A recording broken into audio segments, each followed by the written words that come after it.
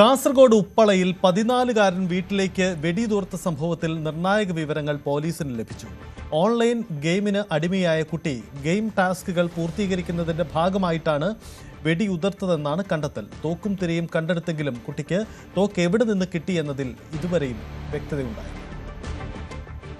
ഉപ്പള ഹിദായത്ത് നഗറിൽ പ്രവാസി വ്യവസായി അബൂബക്കർ സിദ്ദിഖിന്റെ വീടിന് നേരെയാണ് വെടിവെപ്പുണ്ടായത്. ഓൺലൈൻ ഗെയിമിനടിമയായ അബൂബക്കറിന്റെ 14-കാരനായ മകൻ ഗെയിമിൽ പറഞ്ഞ കാര്യങ്ങളനുസരിച്ചാണ് വീട്ടിലേക്ക് സ്വയം വെടിയുതിർത്തത്. വീട്ടുകാർ പുറത്തുപോയ സമയത്തായിരുന്നു വെടിവെപ്പ്. വഴക്കു പറയുമെന്ന പേടിയിൽ കാറിലെത്തിയ സംഘം വീടിന് നേരെ വെടിയുതിർത്തെന്നായിരുന്നു മൊഴി. രക്ഷിതാക്കളുടെ സാന്നിധ്യത്തിൽ പോലീസ് നടത്തിയ വിശദമായ ചോദ്യം ചെയ്യലിലാണ് നിർണായക വഴിത്തിരിവ്. വെടിയുതിർക്കാൻ ഉപയോഗിച്ച എയർഗണ്ണും തിരയും പോലീസ് കണ്ടെടുത്തു. എന്നാൽ കുട്ടിക്ക് തോക്ക് എവിടെ നിന്ന് കിട്ടിയെന്നത് വ്യക്തമല്ല. ഇത് സംബന്ധിച്ച് പോലീസ് അന്വേഷണം ഊർജിതമാക്കി. ശനിയാഴ്ച വൈകിട്ടാണ് ഉപ്പളയെ പരിഭ്രാന്തിയിലാക്കിയ സംഭവം.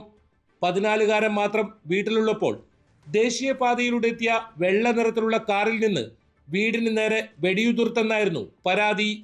നിരീക്ഷണ ക്യാമറകൾ പരിശോധിക്കുകയും ഫോറൻസിക് പരിശോധനയിൽ സംശയം തോന്നിയ പോലീസ് കുട്ടിയെ വിശദമായി ചോദ്യം ചെയ്യുകയുമായിരുന്നു.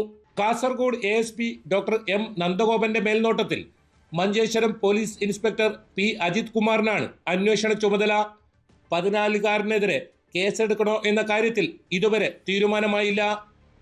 ന്യൂസ് 18 കാസർഗോഡ്.